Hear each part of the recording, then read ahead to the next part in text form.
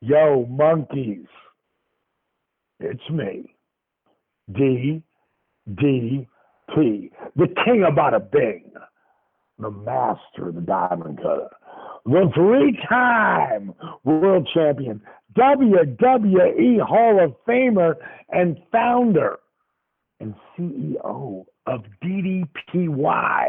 That's right, monkey, DDP Yoga. And you, are you monkeys? You're listening to Interactive Wrestling Radio. And that's not a bad thing. Hell, that's a good thing. Bang!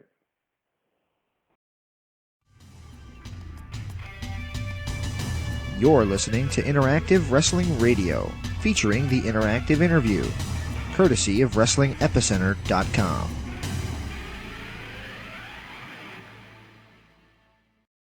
Hey, this is the Macho Man, Randy Savage, and you're listening to the Interactive Interview. Oh, yeah. Oh! Welcome to another edition of Interactive Wrestling Radio right here on WrestlingEpicenter.com.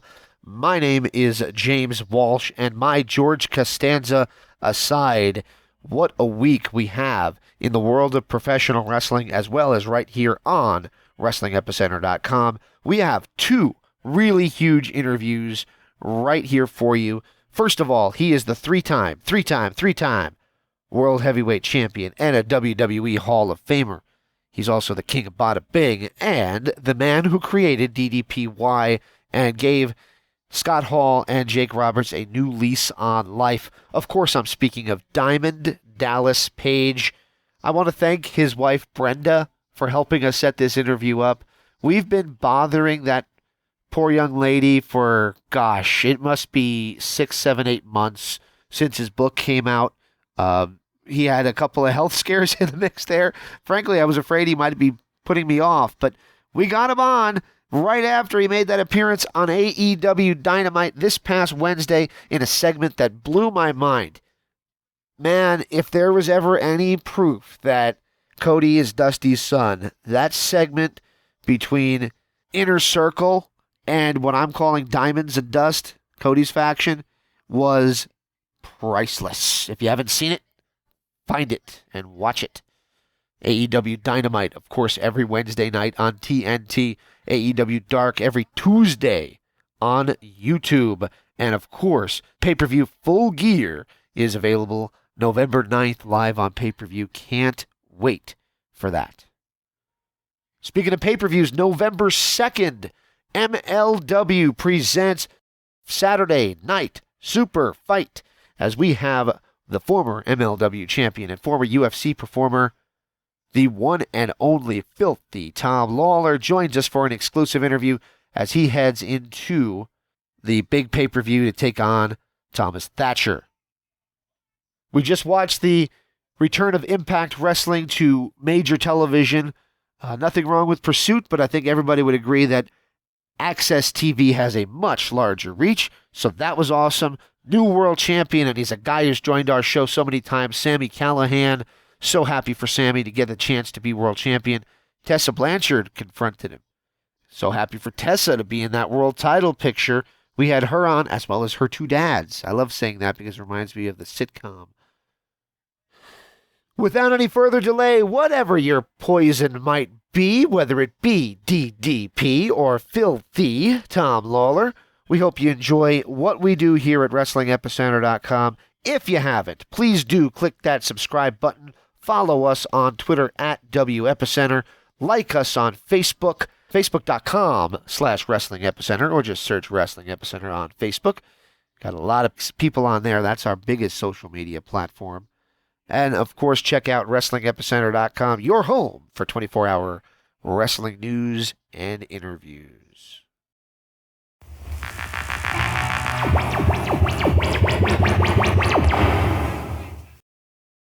Hey, this is Chris Jericho of Fozzy, and you're listening to the Interactive Interview. And remember, we are huge rock stars. Available now in the archives at interactivewrestlingradio.com. It's our exclusive interview with the American Dream, Dusty Rhodes.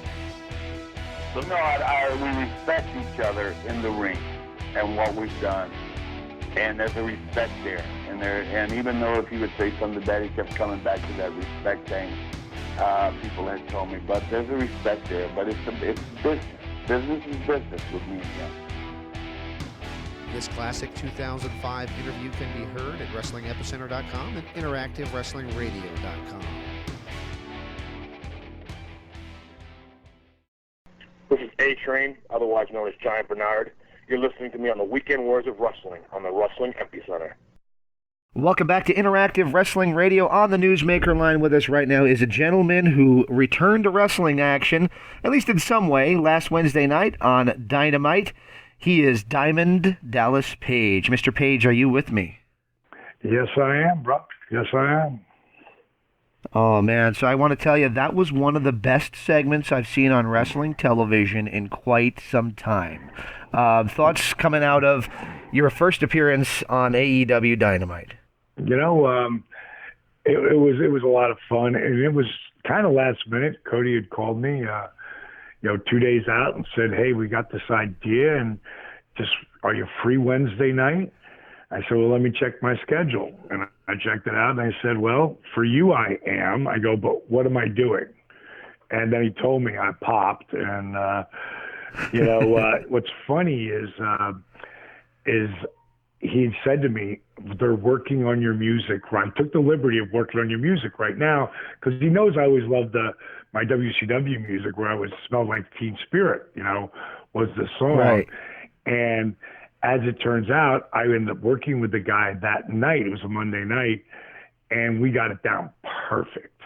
And then they were at a production meeting, and the VP of Turner heard it and said, "That's not happening."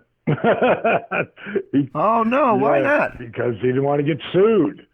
It was too close to the original. Wow. So now, correct me if I'm wrong. What you used was Screwdriver by Jackyl, right?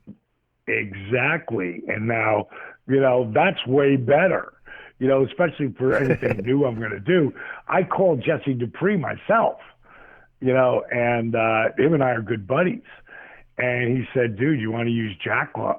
You want to use Screwdriver?" And I was like, "Absolutely."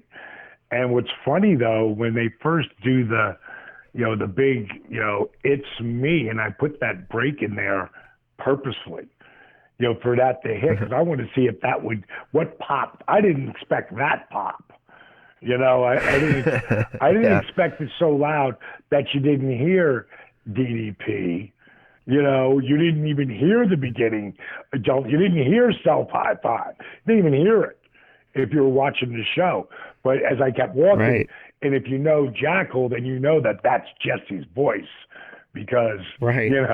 And so to me now, I've got, if I do anything else with those guys, I've got the coolest music that there is besides Jericho, with himself singing Judas, which they actually filmed right here at our DDP Yoga Performance Center. He actually filmed Jackyl here. And one of my guys who works with me was a director on that and put that whole thing together for Chris, which is so super special. And got over 20-some million views on that song. And I love that song. But Jesse's Screwdriver, I'm glad you knew it. That one's badass too, Well, I'm going to tell you the truth. I might be a little bit of a dork, but looking at my wall behind me, I have a signed Jackyl T-shirt, CD case, right next to a Hulk Hogan plaque. That's so awesome. It was right up my alley, right up my alley, right there. That's awesome. I'll tell Jesse that story. He'll love that. All right, so here's my question next is, they seem to be building 4-on-4. Now, I know that was for the fight, but the fan inside me was thinking, I wonder, would he do one more match? And I guess that's my question. Would you do one more match? It's not, I don't know what'll happen down the line, but it's not really something that I'm looking at. I'm 63 now, bro. And not only do I look great for 63, I feel good. I feel really good. And every time, you go in that ring, you leave a little piece of your body in there. You know, my shoulders feel good, my knees feel good, my back. Well, it's all because of my DDP Live program. You know, that, and I get deep muscle massage therapy, and I treat my body good. You know, I eat really well. I take care of myself. I still have a cocktail. You know, I don't go overboard anymore. But I still like to enjoy a cocktail once or twice a week. You know, it's not really in the stars for me, I don't think. I think I feel let the young boys do what they're doing. And I don't know if you've seen some of these matches, but man, what these poor sons of bitches are doing to themselves is like I know that I beat my body up big time from 35 to 49, like at a different level. But what they're doing today, like it's times 4, you know, and I know that when I start to get the pain and the aches, and I'm glad I got this really kick-ass CBD cream that helps as well, you know, for other times, and I'm doing all the stem cells that everybody else is doing too. Yeah, there's only so much wear and tear you can put on your body like that, you know. So you never say never. But if I'm out there, it'll be for all the good reasons. It's nothing you're going to see this week. But you never say never, because Cody and I go back to when he was 12 years old, you know, and that's where we started to formulate a real relationship, and been mentoring him since then, you know. So just being able to watch him do his magic. And that's really what it was, in the beginning, because I tell everybody, no one has to see a dream. No one has to see your goals. No one has to really see the future except you. And if you really do, like, I'll give you the best example. Jake Roberts, when we brought him in, my business partner, Steve Yu, who's the director of Resurrection, and it was Steve's idea for him to actually live with me. And I was like, whoa, bro, you don't have to live with me. We already did that 20 years earlier. Jake and I had lived together. And he lived with me for 3 months until he lost a 12-foot black cobra in my house. And at that point, Kimberly was like, he has got to go. So, but this time around when he came to live with me, of course, it was different. But once we started to get Jake to believe that he could be in the Royal Rumble, or, that it became that goal, even though he didn't end up in the Royal Rumble that year, he ended up in the Hall of Fame, which if you really look, if you watch Resurrection, the Resurrection of Jake the Snake, which you can get on iTunes right now. You can still get that, right, Stevie? On iTunes? For now. Yeah, for right now. We're about to get it up on quite a few platforms. We're on Netflix, but we're about to put it up on a couple different other platforms. But you'll see, once he started to really believe in himself, things really started to happen. And for me, our next documentary, which will come out early 2020, is called Relentless. And Relentless is the story of me blowing my back out to where we are today. And it's a powerful, it'll inspire you at a different level because we show the up and the downs, of the journey. Because Steve and I, we've been filming stuff together for over 15 years. So, we have so much.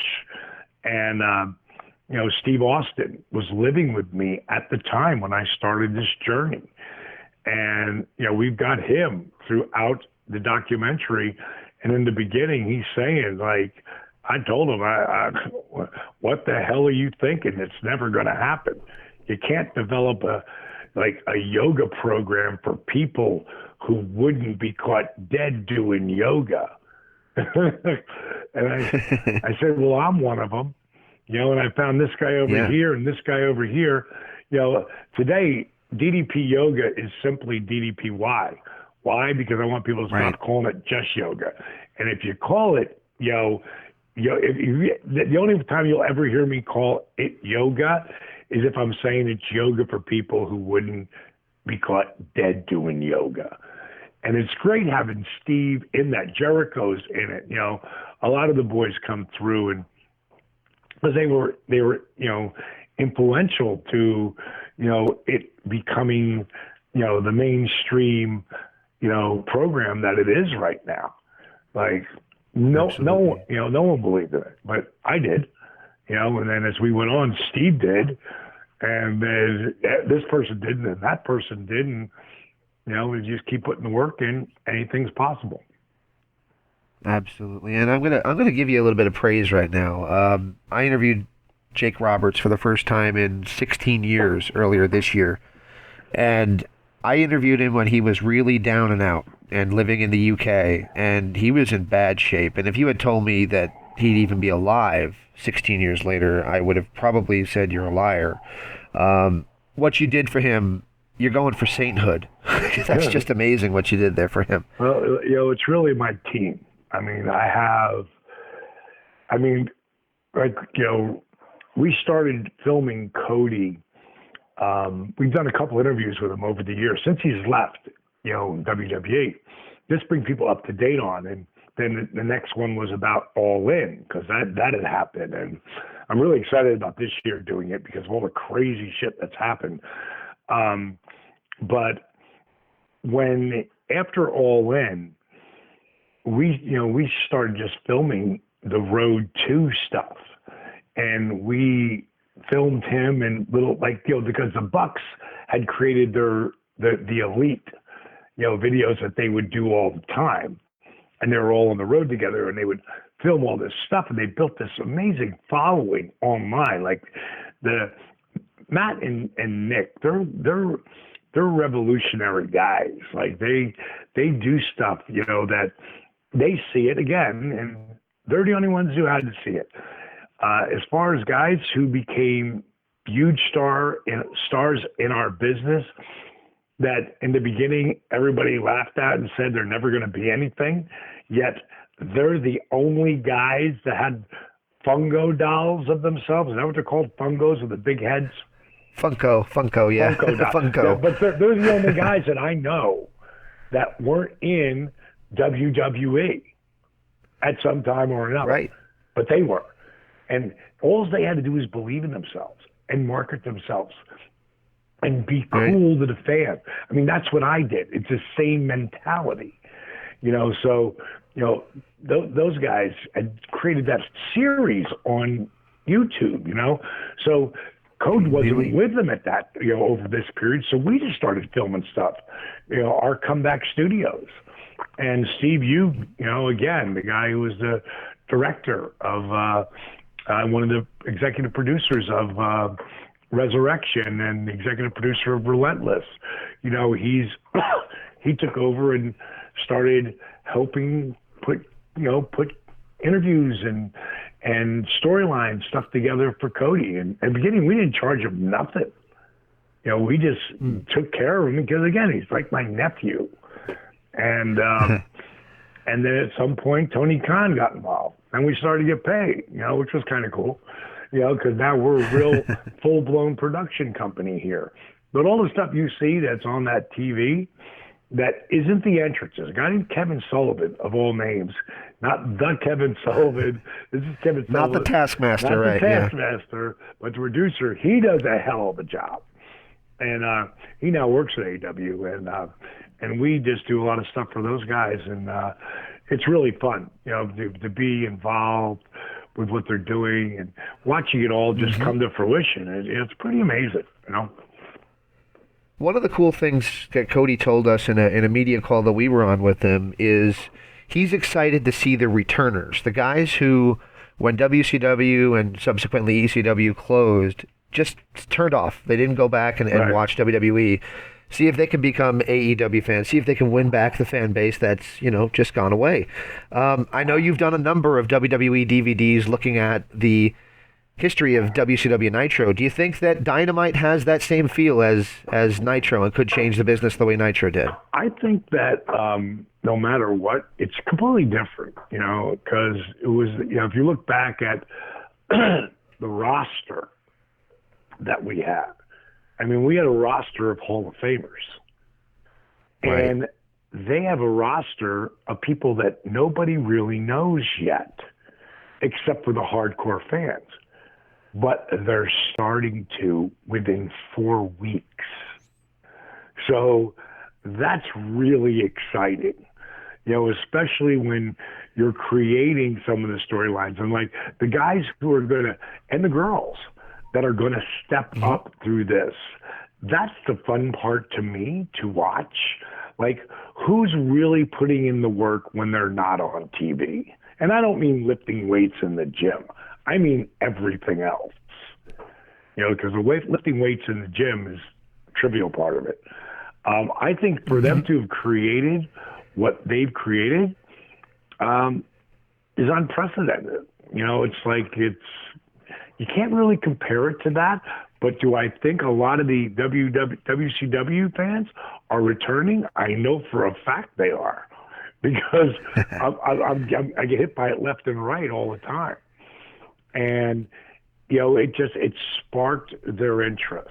And as long as they stay original, as long as they keep doing what they're doing, it looks like it can continue to be successful. I mean, to me, it's funny that WWE was irritated with some of the people who have helped them out, but the WWE is going against the NFL with the XFL, and he's like, Right. that's the biggest company in the world, I think, the NFL. That's the most money in the world. Right. But I guess that's okay. For me, this is just a great time for wrestling. It's a great time. I'm going to, not to interrupt, but that was kind of my next question. The word competition is kind of something that everybody gets all up in arms about and starts bickering at each other on social media about. How do you feel about the word competition? Are we at that stage yet, or do we just look at it as something different? Well, I think absolutely everybody wants to win. And I don't get the ratings numbers, but I'm sure you do. There's been 4 weeks that they've been on TV, NXT against AEW. What have been the numbers? Do you know? I know AEW's won by at least 300,000 viewers each week. Really? You see, I didn't even know that. But no matter what, that's a war. That's a way. It's not with money, because if you go back to Monday Night Wars, man, there was millions of people watching. It was water cooler talk. It was the hottest thing on the planet. There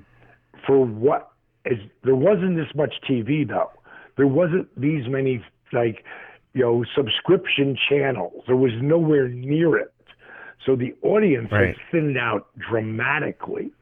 So again, it's different, but I still think there's a competition. And I mean, I'm a huge fan, of, all those kids at NXT, because I work with all of them going down there. And that's something I miss the most. And it was super cool of Matt Bloom, who runs the Performance Center. And, and I was like, dude, when am I coming back? And he said, hey, D, you're working with AEW now, so not going to happen. And I just appreciated him so much just calling me and telling me. And I go, I get it. But I just wanted to know beforehand, because, and I go, Matty, any of those guys who need anything, you just tell them, call me, and I'll hook them up with a program. Because I just want to help keep them healthy and in the ring, because there's so much. Tommaso Ciampa is a very good friend of mine, and I think he's just friggin' super special. And Gargano, and Velveteen, there's just so much great talent down there. So for these kids to be winning the ratings wars right now, it's pretty amazing. And it's going to be fun to watch all the way through. But, when you really think about it, you add in ROH, you add in NWA, you add in, I think they're called MLW or MLW. MLW. I mean, Impact Wrestling. I mean, there are so many ways for the boys. And I've never heard anybody call them the girls except for me, but if we're the boys, they got to be the girls, because these chicks are bad to the bone. Like, you can't ever say hit like a girl, because I know Right. a number of those girls will knock you the fuck out. You know, because there's some badass. Shayna Baszler. How did I say it? Was her last name Baszler? That's how I say it. I don't know if I'm saying it right. I want to say it correctly because she's a badass. And she's another girl who took my program really seriously. And when I was there for 5 days working with the crew, she was there 4 of them. And the only reason she wasn't there 5 was because she had to do filming somewhere. Like Shayna's a badass. And she's beat her body up. So she wants to hold back the hands of time. And all you got to do is look at Chris Jericho, who's been talking about the program for 9 years now, because, you know, they said his career was over when he blew his back out. He does DDPY, where it's really known as today. He does DDPY, and 5 weeks later, he's 85% pain-free. 3 months later, he headlines WrestleMania with CM Punk, and now he's headlining the first big pay-per-view by AEW, all AEW, on November 9th, his birthday. He's going to be 49. If I'm a professional athlete and I'm a wrestling fan, I want to know whatever the fuck Jericho's doing because I want to do it. You know what I mean? Like, absolutely. It's not brain science, and to me, and not because Jericho's one of my boys, you know, but I think Jericho is the most complete wrestler out there. Meaning, I think he really is the best in the world right now. From the way he's continued to reinvent himself, his matches in the ring, his promos, him being a heel. It is so challenging for a guy of Chris Jericho's stature to be a heel because the people love him. But he really makes them react. All smart fans are at all of these shows, and they're ravenous, and he pisses them off. And that's an art in a world where they know it's a work. You know, so without being insulting or grabbing cheap heat. So when you add all that in, you know, when the cat wants to say he's the best in the world, it's because he's right. And I'll go ahead and AJ Styles is the greatest wrestler. He is unbelievable. The shit that he can do, and I'll text him, say sometimes I'll see a match of his, and I'll just text him, "You really are Batman." You know, like, or Superman. I text him, "You are like how you blow my mind, kid." You know, and he'll text me back, "Thanks, D." You know, but you know, to me, like pound for pound, that kid at 43, another guy who's a DDPY guy.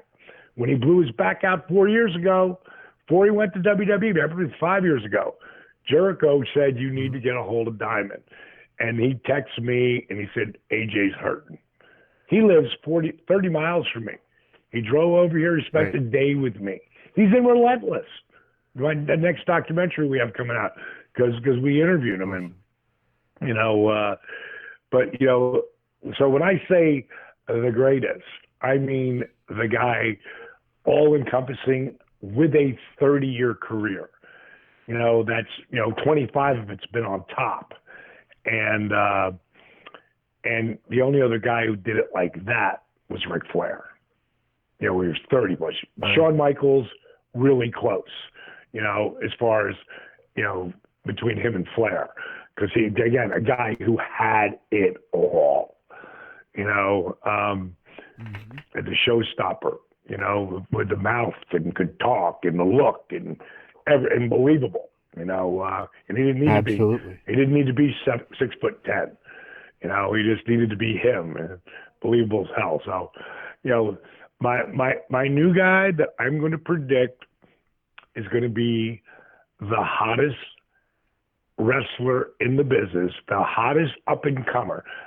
You know, not the man, but he will be the man at some point if he can keep his feet on the ground.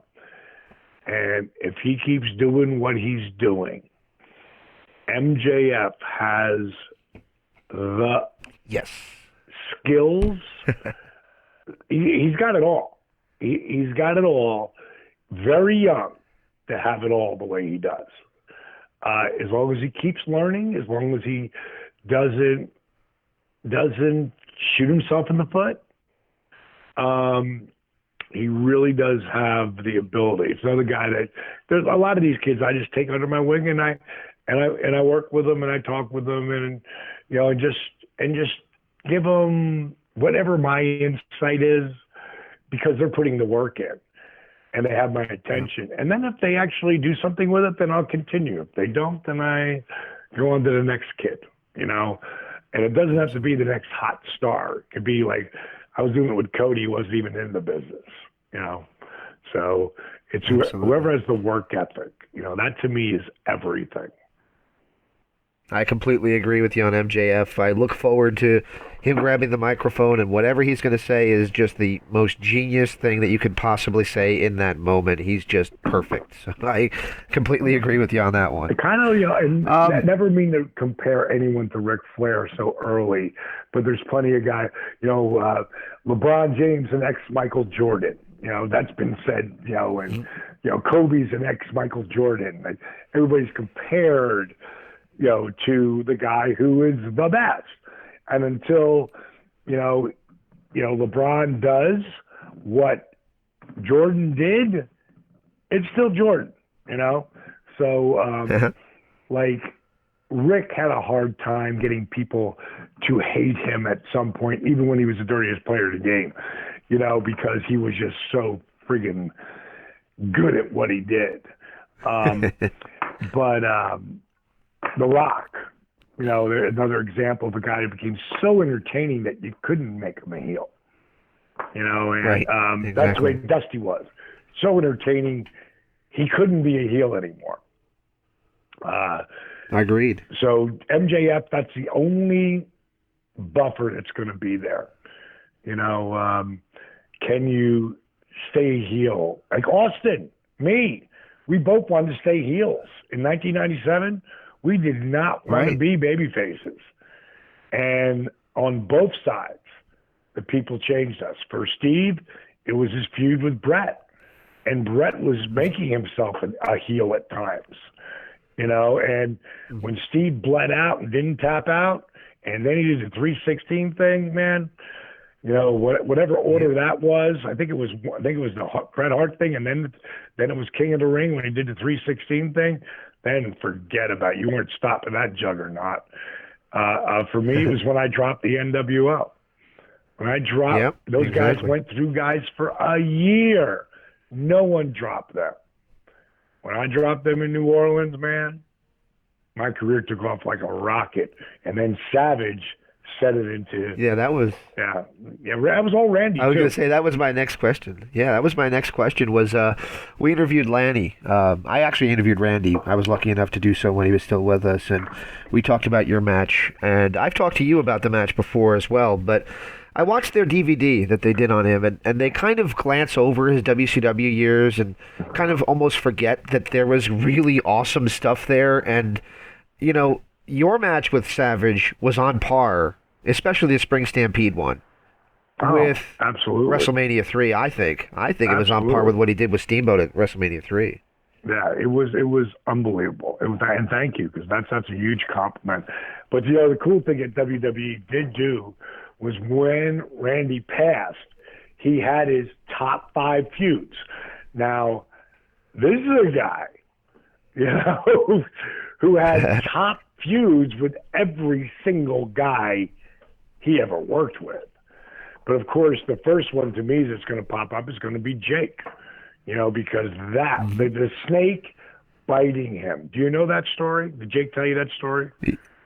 Yeah, he told me that story. We did a 3-hour interview with Jake in England when he was down and out, and he told us basically everything you could imagine. It was just epic. Yeah, and Randy making the snake bite him first to prove that it wasn't, that it was devenomized. But yeah, I did. When you see the picture of him and the Cobra and him wrapped in the ropes, I mean, to me, that's number one. The stuff he did with the Mega Powers and Hogan was good, but our stuff to me, was like right under that Jake stuff, because it took me to the upper stratosphere. It changed my life completely, and that's why I did that. Did you ever see the tribute I did to Randy? I did, yes, sir. Super powerful. And Lanny had called me up, and man, he put me over so huge, and he told me this story, and I said, Lanny, can I tell that story? He said, Dallas, anything that you want to talk about Randy, you go ahead, because Randy loved you, and he knew that anything you said about him would be said with the most respect. So Randy is walking on Randy's property, and this huge piece of property, this humongous tree. I can't remember what it was called, but it was a humongous tree in the middle of his like plantation area. And he said, Randy, when I die, I don't want any fanfare or any of that shit. I just want to have the family and my ashes. And when you get my ashes together, I want you to bring them right here to this tree. And I want you to pour them right here, right next to Hercules. Now, Hercules is his dog. Now, Randy's telling me this story and doing Randy spot on, right? And he says, but Randy, why? Why would you have your ashes here laid next to your dog? And he said, if it's good enough for Hercules, it's good enough for me. Yeah. And I popped.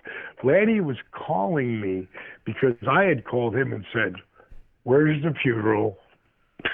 I'm there. And he had called me and told me that no one was coming. And Randy didn't want that.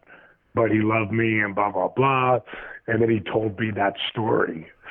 And I was like, oh, my God, please, Lanny, can I tell that story? He's like, absolutely. But, yeah, that was special. That was special. I've already blown out of the water the time I told your lovely wife I'd take you up today, so I apologize for that.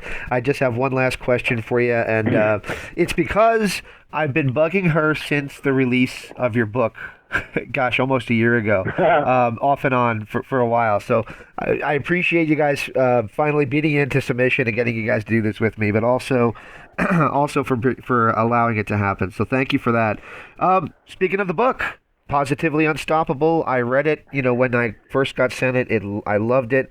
It's been a while now, not exactly hot news, but how have you enjoyed the reaction to the book, and has it lived up to the work you put into it? The main reason I wanted to write the book, because I didn't really care how many copies it sold, but it did very well.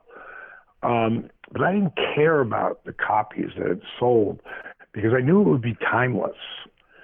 And every time, like when I first started the DDPY program, and you'll hear me call it DDPY all the time now, mainly because, why? Because I want people to stop calling it just yoga, because it's not anything like just yoga. I do some yoga positions, and to give it originality, because it was yoga for regular guys originally, it has yoga in it, but it's just a fusion of it.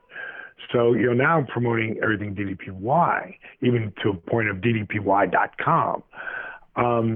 But when I first started the program, it was just DVDs. And it was for people who had limited mobility, people who had limited mobility and wanted to put work in, and then regular guys, and then okay, this workout just kick ass. So it had everything from limited mobility to what I call, friggin' really advanced shit. And that's all there was. And then later I developed another level of it and put another voice that how I was teaching it. And it also had how to set goals and use my SmackDown version of specific, measurable, achievable, compatible, keep it going, do it, own it, write it down now. All of those letters as an acronym spell SmackDown, and used some examples of people that I'd worked with. And there was, some recipes. So it had the food and the inspiration on a very limited basis. And then we did the next level of it and added way more information on how to eat and how to stay inspired. But it still wasn't giving them really everything. And then we came out with the app. And the DDPY app, DDP Yoga Now app, is like the most complete fitness or wellness app on the planet. 180 workouts that start in bed. Can't get out of bed? I got 3 workouts for you in bed. Then I'll help you get out of bed and then sit in a chair. And then I got 8 workouts in the chair that I'll help you get out of the chair and use the chair. This is all stolen from how I watched Arthur do my original program that didn't do any of that shit. So I started to figure it out how to teach it. And then some people will continue to use the chair because they'll always have limited mobility, but they'll be so much stronger and they'll be so much better off that then they can go to beginner, intermediate, all the way up to psycho extreme. And there's almost 200 workouts up on the app, and I brought other instructors on. So there was different, just different flares of how to do what is now known as DDPY. Then there's Motivational Mondays, all these motivational videos. And then, of course, there's recipes that are cooking shows. There's no healthy cooking shows in America. There is on DDPY app, But the one thing that people love to do, they love to read. And when you're reading something, and it may take you'll see people highlight. I know people who have read this book numerous times. And then the other people who will go through and highlight it and read the highlighted versions. Because as I explain in Positively Unstoppable, the art of owning it is the repetition. Repetition is the mother of learning. The more you do something, the more you really start to own it. And when you own it, it becomes just instinctive. You don't even think about doing it. It becomes subconscious. And, breaking it down to the story you tell yourself, because that's what really owning it is all about. So, Positively Unstoppable will be around forever. I can't do it better than that. So now if you're listening and you want to be inspired, if you want to pull your head out of your ass, if you are looking for that Quan, you're going to find it in that book. And yep. I use it in a way that I do speak from other people's success, and failure and then success. But I also use my own because I'm not telling you to do anything that I don't do myself on a daily basis. And that's the Quan, doing it and owning it on a daily basis. Perfect, man. I can't thank you enough for taking the time and doing this with us today. Before I let you go, do you mind if I ask for one last favor from you? Sure. So 15 years ago, when I had you on in 2004 to talk about when you were working for TNA, I had you do a little liner for our show, and I've been using it since then, but I probably could use a fresh coat of paint on it. Do you mind if I ask for a new one? What did I say the first time?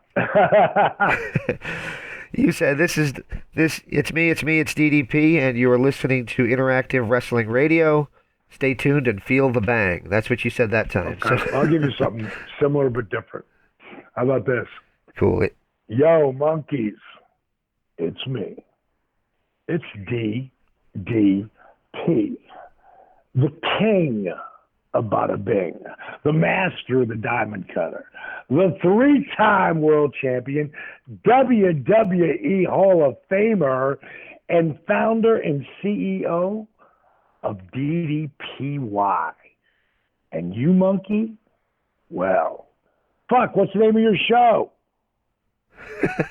Interactive Wrestling Radio. Let's see. I'll do the same thing over Interactive Wrestling Radio. Wrestling Radio. You know, I was forgetting something. All right, here we go. Ready? 3. Yo, monkeys. It's me. DDP. The king of Bada Bing. The master of the diamond cutter. The three-time world champion, WWE Hall of Famer, and founder and CEO of DDPY. That's right, monkey. DDP Yoga. And you, are you monkeys? You're listening to Interactive Wrestling Radio. And that's not a bad thing. Hell, that's a good thing. Bang! Beautiful.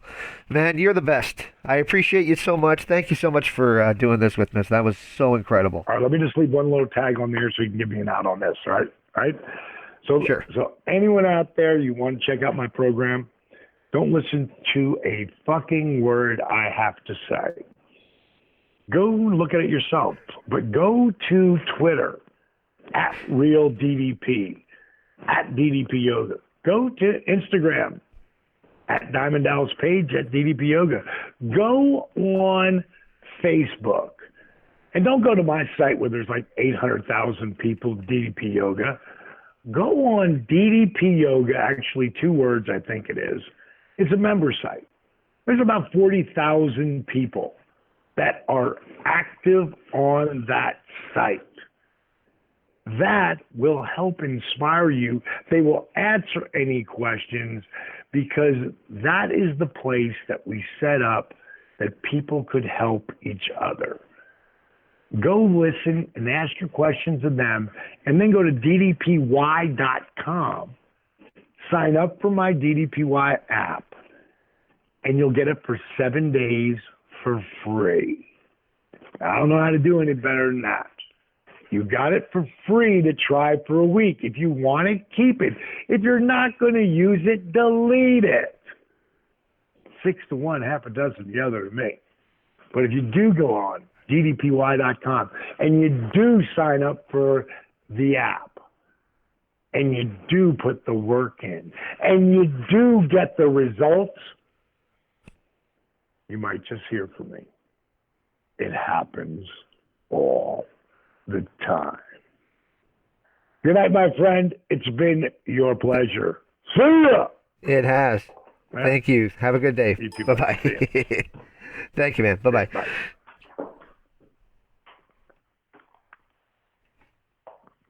That was great. That was Thank awesome. you so much. Thank you, buddy. Appreciate it. I'll tag you on Twitter when I post it up.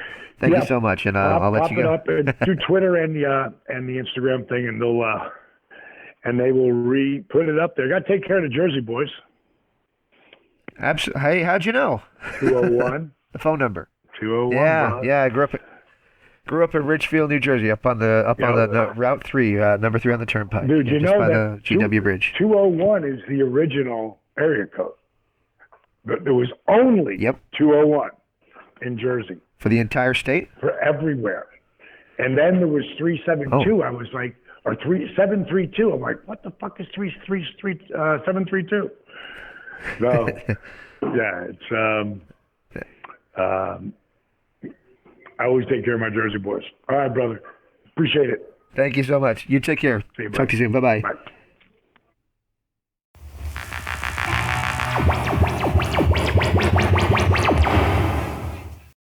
Hey, it's Tony Schiavone, and you're listening to the Wrestling Epicenter. And I would stick around, but I'm desperately out of time.